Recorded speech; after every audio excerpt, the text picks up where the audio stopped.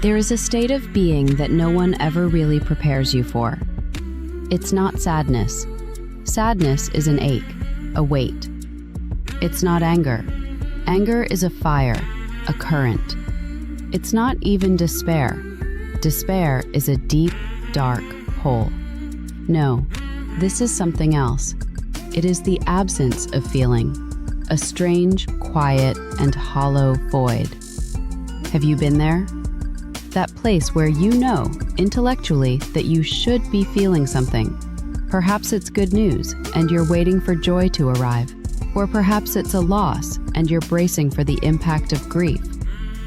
But nothing comes. Your own emotions have gone silent. It feels as if someone has quietly dimmed the lights inside your mind, and you are left in a strange, gray stillness. This is the psychology of emotional numbness, and it is perhaps the most confusing state the human mind can enter. We have a hard time understanding numbness because it doesn't look like our cultural idea of pain. We expect emotional distress to be loud, dramatic, visible, full of tears. But numbness is invisible. Most of the time, it looks like functioning. It looks like pretending. It's the subtle act of laughing at a joke you don't find funny. It's the performance of excitement at a party you feel nothing for. It's sitting in your room, staring at the wall, not sad, not happy, just suspended. It's telling someone, "I'm okay," and having it be technically true because you don't feel bad, you simply feel nothing at all. And the truth is, some people grow so used to this feeling that they begin to believe this absence is who they are. This leads to a profound misunderstanding. We often confuse emotional numbness with apathy, but they are not the same. Apathy is when you don't care. Numbness is when you want to care, but you can't. It's the desperate desire to feel, to connect, to be moved, to feel alive. But something inside you has turned off the switch. And that distinction, that desire to feel, is the key to understanding what is really happening. When you study psychology, you realize that emotional numbness isn't a personality trait. It's not a character flaw. And it is certainly not a sign of coldness. It is a signal. It is a coping mechanism. It is one of the mind's most advanced and most primitive defense systems. It is the mind stepping in and saying, "I need to protect you from something you are not ready to feel." Think of it like physical shock. When the body suffers a massive, overwhelming injury, it sometimes shuts down the sensation of pain. It doesn't mean the injury isn't real. It means the pain is so great, feeling it all at once would be too much for the system to handle. Your body protects you so you can survive. Your mind does the exact same thing for emotional injury. When we experience long-term stress, repeated disappointment, or a sudden, overwhelming loss, the mind can decide that the feeling is simply too big to hold. So, it doesn't let the feeling in. It numbs the connection. This isn't a malfunction, it's a function. This defense system is built from specific materials. It's built from the moments you had to be strong for too long. It's built from all the times you carried heavy emotions without ever being able to put them down. It's built from early life environments where expressing feelings wasn't safe or wasn't useful. The body collapses under physical exhaustion. The mind, however, collapses under emotional exhaustion. But its collapse doesn't look like falling down. It looks like shutting the doors. It looks like stillness. For a long time, you may have looked at this numbness and seen a void, an empty hole, a flaw in your design. But this is the final, crucial insight. It is not a void. It is a shield. It is a shield made from every battle you didn't have time to face. A shield built from every responsibility you carried alone. A shield forged from the moments that hurt too much. Feeling nothing doesn't mean you are broken. It means your mind has been working incredibly hard to protect you. It is, in its own strange way, a testament to everything you have survived. Have you ever felt like the world just turn down the volume? Not in your ears, but everywhere else. The colors seem a little faded. The food you used to love tastes fine. A song that used to make you feel everything just becomes noise in the background. It's not sadness.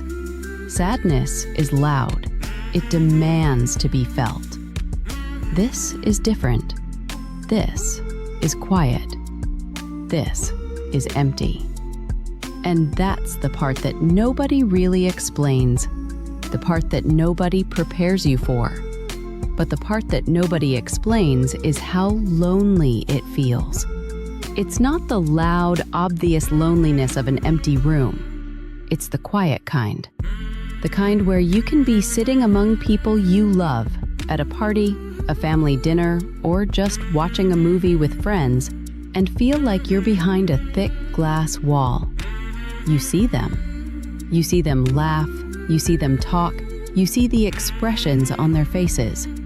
You hear their voices, but the sound is muffled, distant. You can't connect the way you used to. You can't feel that spark, that simple warmth, that depth of empathy that used to come so naturally. You smile, you nod, you say the right things, but you feel like an actor playing a part. You start to forget what real excitement used to feel like. You start to lose interest in things you once loved, the hobbies and passions that used to make you, you. And you tell yourself, maybe this is just growing up. Maybe this is just adulthood and I need to accept it. Maybe this is just who I am now. But deep down, a small, quiet part of you wonders if this is really it. A small part of you wonders if anything. The mind is flexible. Your feelings didn't disappear forever. They're just waiting. They're hiding beneath the surface, waiting until your mind feels safe enough to let them back in. And safety isn't just about your environment. It's not just about being in a safe place. It's about your internal world. It's about whether your mind believes you can handle what you're feeling. Think of it this way. Imagine someone who grew up in a household where showing big emotions led to being ignored, or misunderstood, or maybe even punished. In that environment, feelings become a problem. They become dangerous. The safest strategy for that child to get by, to survive, becomes silence. Not external silence, but internal silence. The mind learns to suppress feelings, to push them down, not because it wants to, but because it must. That same pattern, that old survival habit, can follow you into adulthood without you even noticing. When something stressful, overwhelming, or confusing happens, your mind automatically hits the mute button. It's a reflex, a habit learned long ago to protect you. Other times, emotional numbness isn't about past patterns. It's about the present. When life becomes too predictable, too repetitive, too overwhelming, or just too demanding, emotions can shut down as a way of conserving mental energy. The mind thinks, I can't handle all of this at once, it's too loud. So, it switches to a minimal feeling mode. This doesn't always happen during big dramatic moments. It often happens during long periods of slow, constant stress. The daily grind, the bills, the job, the silent pressure to be okay all the time. It's like emotional frostbite.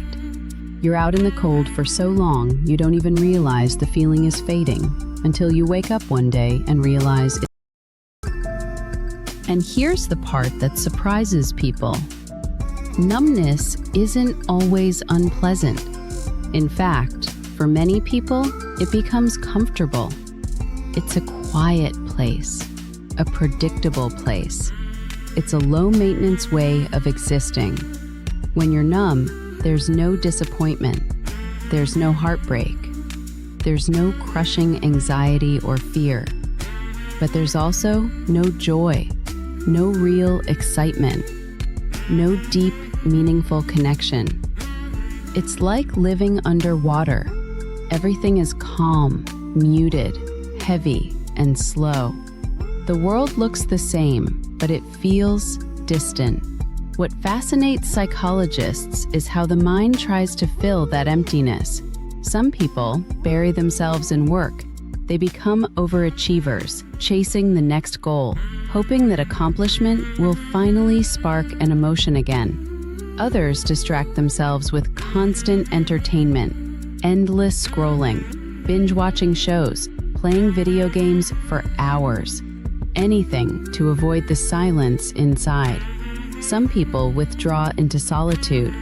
They stop answering texts. They cancel plans. They become avoidant because feeling nothing is just easier and less painful than facing the discomfort of feeling something.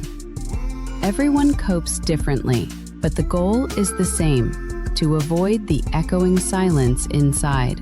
If you've ever felt emotionally numb, you might recognize these moments. Moments where someone asks, "Are you okay?" and you want to say yes. You do say yes because you just don't have the energy to explain. Or moments where something good happens, a promotion, a birthday, a new opportunity, and you know you should celebrate. You know you should be happy, but the emotion just won't rise. Or moments where something sad happens and you know you should cry, but the tears don't come.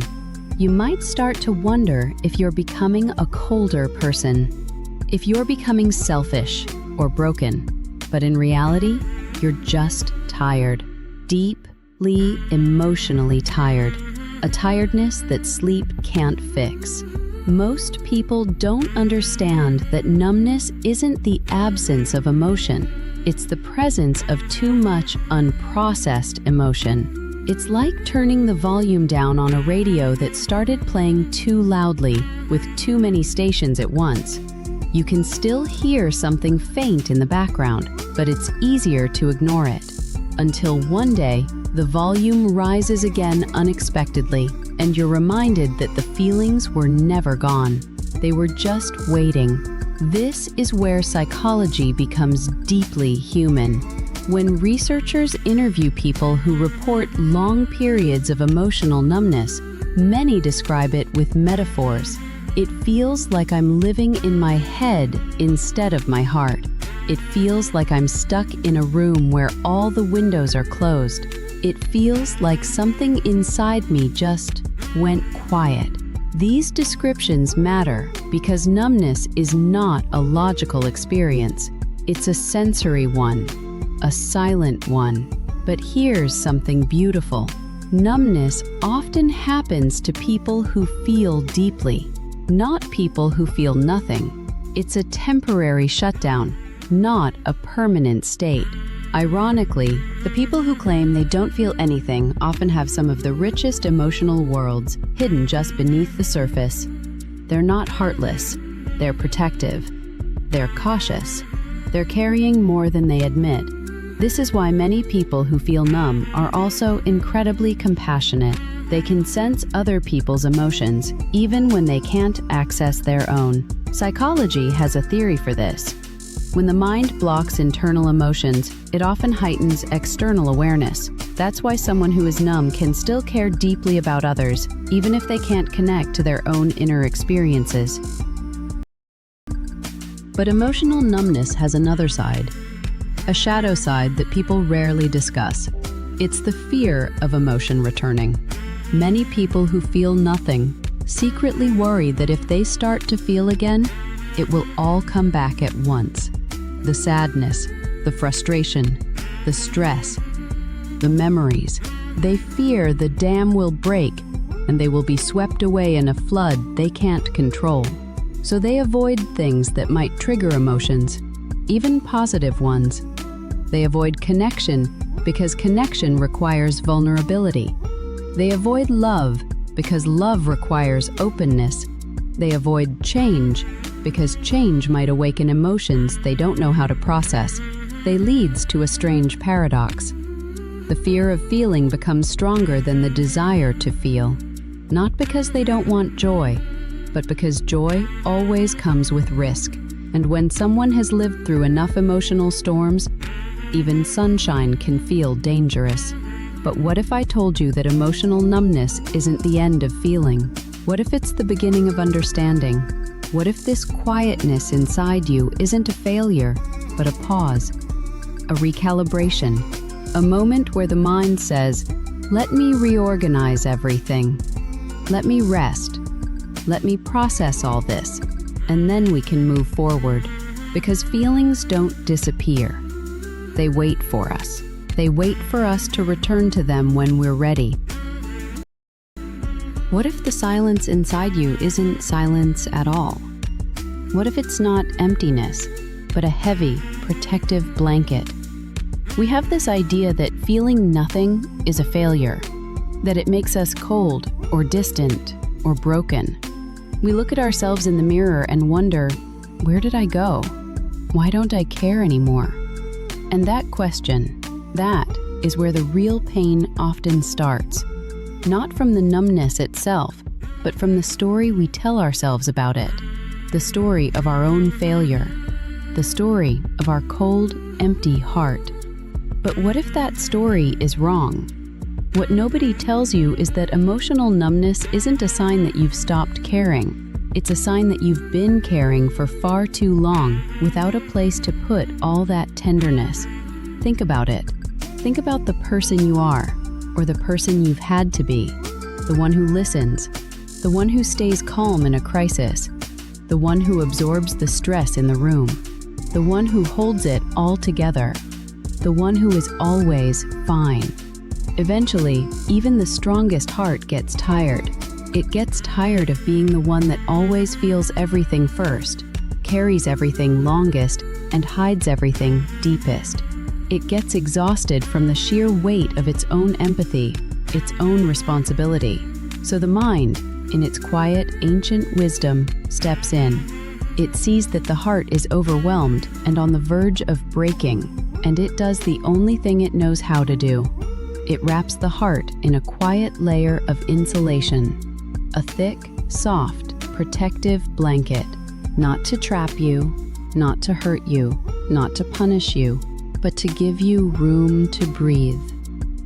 To give your heart a chance to rest, to heal, to recover from the sheer, crushing weight of feeling. And maybe that's the part people misunderstand the most. Numbness isn't coldness. It's preservation. It's your inner world, your deepest self, pausing itself, holding its breath until the outer world feels safe enough and gentle enough to let emotion return. You are not broken for feeling nothing. You are not a failure. You are protecting yourself the only way your mind knows how. Think about the times when life has demanded more from you than you had to give. The endless deadlines, the pile of responsibilities that never seems to shrink, the expectations from your boss, your family, your friends, the unspoken emotional labor of just being, of guessing what others need, of managing their feelings, of smiling when you want to cry. When life becomes a constant test, a never-ending series of demands, your nervous system does something incredibly smart. It goes into conservation mode. It's just like your phone switching to low power mode when the battery is dying. It starts to shut down the non-essential apps. And in a state of chronic stress, your big, vibrant, resource-heavy emotions are the first things to go offline. This isn't weakness. It's a survival strategy. In studies on long-term stress, researchers found that people often enter a phase they call emotional fatigue. It's not the sharp, dramatic pain of sadness. It's not the hot fire of anger. It's not the racing heart of fear. It's a muted state, a gray state, a state where all emotions become distant, muffled, like they're happening in another room. Your mind does this because it is trying to keep you functioning. It's trying to get you out of bed, to get you to work, to help you answer that next email. And in a strange way, emotional numbness is one of the most advanced forms of mental endurance. It means your mind refused to collapse. It refused to let everything hit you at once. It saw the flood coming, and it built a dam. It created distance. It created silence. It created... But that silence, that space. It can feel endless. And sometimes the hardest part is not knowing when or if the feelings will ever return. Some people wake up one morning and suddenly the world is in color again. They feel a wave of warmth or a sudden unexplained relief, a quiet shift inside their chest. For others, it returns more slowly. It comes in small, barely there sparks, flickers of emotion you almost miss, a moment of real laughter, a sudden sting of tears during a movie. And for some, numbness fades only when life becomes gentle enough for the heart to feel safe opening again. And gentleness is something we rarely give ourselves. We live in a world that demands productivity. It demands strength. It demands resilience. We demand it from ourselves. We try to force the feeling to come back. We try to pressure ourselves into being normal again. But numbness doesn't respond to pressure. It doesn't respond to force. It responds to compassion. It responds to rest. It responds to stability. It responds to those small, quiet moments where your mind finally stops bracing for the next impact, the next demand, the next bad thing. For many people who feel nothing, part of the struggle comes from living in survival mode for so long that they forget what safety even feels like. When you've lived with uncertainty, disappointment, or emotional unpredictability, numbness becomes a familiar home. It's not a happy home, but it's predictable. It's safe. You might even feel guilty about not feeling anything, which just makes the numbness even heavier. But that guilt is misplaced. Emotional numbness is not your fault, and it is not a flaw. It's a learned response, shaped by your experience. And that is why understanding your own emotional history matters. Not in a dramatic way, but in a reflective, quiet way. Ask yourself, when was the first time in my life that feeling too much stopped being safe? When did being vulnerable lead to confusion or being misunderstood? When did you learn, perhaps as a child, to hold everything in? When did you learn that silence was easier and safer than expression? You might not have clear memories or obvious answers, but your body remembers. Your patterns remember. The version of you that learned to shut down emotions is still there, and it's still trying to protect you, even now. Emotional numbness isn't a sign that you've lost yourself. It's a sign that some part of you hasn't felt safe enough to return. But let's talk about another side of emotional numbness. The part that hides itself in plain sight. The part that hides behind achievement. Many emotionally numb people become overthinkers, overachievers, or overly responsible individuals. They fill every single second of their calendars. They do everything they can to stay busy, because stillness is terrifying. Stillness could awaken the emotions they're not ready to handle. Achievement becomes a distraction. Busyness becomes a shield. The mind thinks, if I keep moving, if I keep checking things off the list, I won't have to feel anything. And in a world that praises productivity, nobody questions the emotional cost of being endlessly on. People say things like, "You're so disciplined," or "You handle so much," without realizing that sometimes the absence of emotion is not strength, it's exhaustion. There's also a psychological pattern called dissociation. It's a mild and very common form of mental distancing. It's not dramatic, it's subtle. It's that feeling of watching your life rather than living it. Like you're sitting in a movie theater and your own life is the film on the screen. You're present, but not fully connected. It's the mind stepping back, just a few inches, to avoid the full impact of an overload. And many people who say they don't feel anything are actually experiencing this quiet form of dissociation without even realizing it. But here's something hopeful. The mind does not stay this way forever. Humans are not wired to live emotionally disconnected lives. We are wired for meaning. We are wired for connection. We are wired for relational depth. We are wired to feel, even if the feelings come slowly, even if they come softly, even if they come in quiet waves instead of thunderstorms, they come back. The emotional system is like a frozen river. It may appear still, solid, and gray, but beneath the surface, the water is always moving. Thoughts are moving. Memories are shifting. The heart is slowly recalibrating. Sometimes, what looks like numbness is actually transformation. People rarely talk about how numbness can signal inner growth. Before you can step into a new, stronger, more aware emotional version of yourself, the old emotional patterns often have to quiet down. It's like the mind is preparing to upgrade parts of you, not in a technical sense, but in a psychological one. It's letting go of old attachments, old wounds, old fears. It's creating room for something new, even if that new thing hasn't arrived yet. In this way, numbness can be a waiting room. It's not a prison. It's not a final destination. It's an in-between space. It's quiet. It's still. It's not empty, but it's not full. It's a place of pause. And if you're in that season, in that waiting room, it doesn't mean you're stuck. It means you're transitioning. You are in the quiet space between who you used to be and who you are becoming. Sometimes the heart goes quiet before it learns how to speak again in a new, more honest language. But here's something else people forget. Numbness doesn't mean you're alone.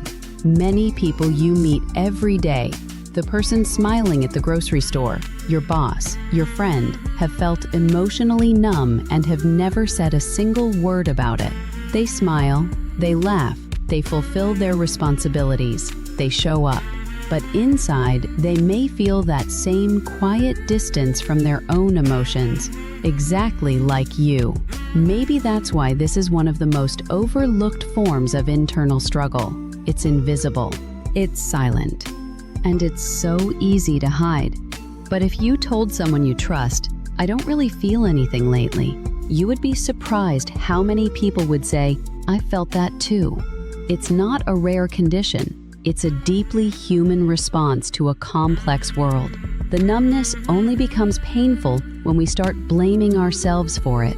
When we ask, "Why am I like this?" Or, "What's wrong with me?" Or, "Why can't I just feel like everyone else?" These questions don't bring clarity. They bring pressure. And pressure only deepens the numbness. It makes the heart pull that protective blanket up even higher. Instead, imagine asking yourself softer questions. What am I protecting myself from right now? What part of me feels so deeply tired? What would make me feel just 1% safer today? These questions don't force emotion, they invite it. And invitations are how the emotional world responds best. And now, something important. The return of emotion, it often starts with physical signals, not emotional ones. Your body awakens before your feelings do. Maybe your breathing suddenly becomes a little deeper. Maybe that knot in your chest feels a little lighter. Maybe you start sleeping better, just for a night.